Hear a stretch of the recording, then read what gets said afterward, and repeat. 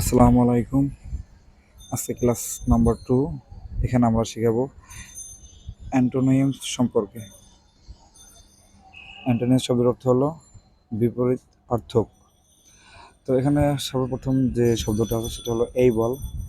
এই বলের অর্থ সবাই আমরা জানি, সেটা হলো সামর্থ্য বা কোনো কিছু করার সক্ষমতা। তো এটার অ্যান্টোনিম হবে তোমার আনএইবল, আরও আছে ডিসেবল। ডিসেবল তো এখানে দুটো দিলাম, আরও আছে সম্ভবত, আমি জানি না সঠিক। যেটা হলো চ্যালেঞ্জিং। চ্যালেঞ্জিংয়ের শব্দের অর্থ কিছু লোক হয়তো জানে বা সবাই জানে না। চ্যালেঞ্জিংয়ের শব্দের অর্থ হলো কঠিন। তো কঠিন এটাকে আমরা সহজ ভাষায় লিখতে পারি, যেটা কঠিন সেটার অর্থ হলো ইজি।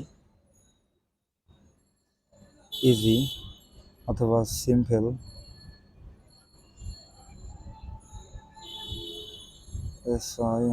সিম্পল। তারপর হলো এক্সস্টেড। এক্সস্টেড শব্দের অর্থ বিরক্ত বোধ করা বা ক্লান্তি বোধ করা। তো এটার বিপরীতে দিতে পারি আমরা, এটার বিপরীতে যেটা হবে সেটা একবারে সিম্পল, আনএক্সস্টেড। আনএক্সস্টেড।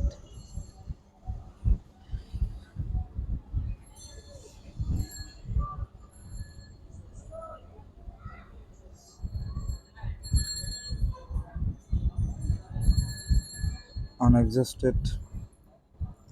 তারপর হলো অ্যাডভান্টেজ। অ্যাডভান্টেজ শব্দের অর্থ সুবিধা। এখানে দিতে পারি ডিসঅ্যাডভান্টেজ, খুবই সিম্পল।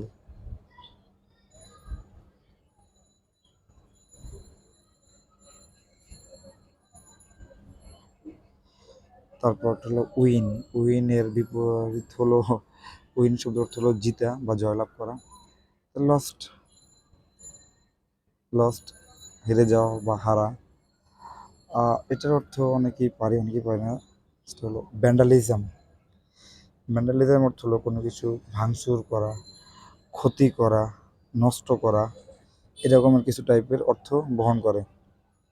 তো এটা আমরা সহজ দিতে পারি, যেটাকে বলা হয় প্রোটেক্ট।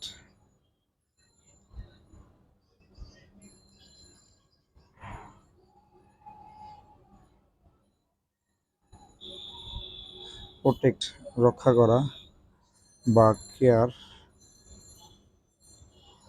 তারপর হলো ডার্ক। ডার্ক শব্দের অর্থ হলো দুইটা, অন্ধকার, আর এটার সহজটা একবারে ইজিটা হলো লাইট। লাইট এবং সিমিলার অর্থ হলো আরেকটা সারফেস। পরেরটা হলো কোলোসাল। কোলোসাল শব্দ অর্থ এরকম কিছু যেটা হলো বিশাল বড়, অনেক বড়, মানে বিশাল আকার, অনেক বড় আকৃতির। তো ওটাকে আমরা কিছু যদি সংক্ষেপে বা ছোট আকারে বলি যে অনেক ছোট, তাহলে বলতে পারি টাইনি। টাইনি। পানি। পানি। দেন স্মল। স্মল। লিটেল। আর অনেক কিছু থাকতে পারে।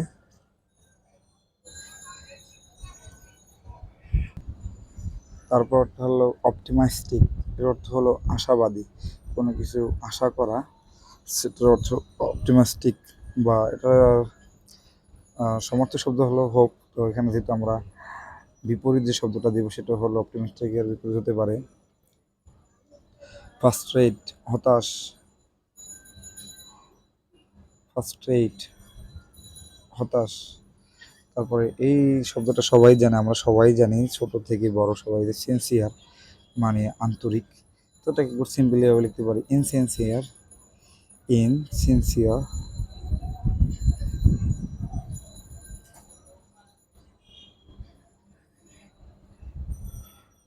ইনসিনসিয়ার এটা শব্দ হচ্ছিল অআন্তরিক বা কারো প্রতি আন্তরিকতা না দেখানো, বেয়াদবি করা অর্থে বহন করে মূলত।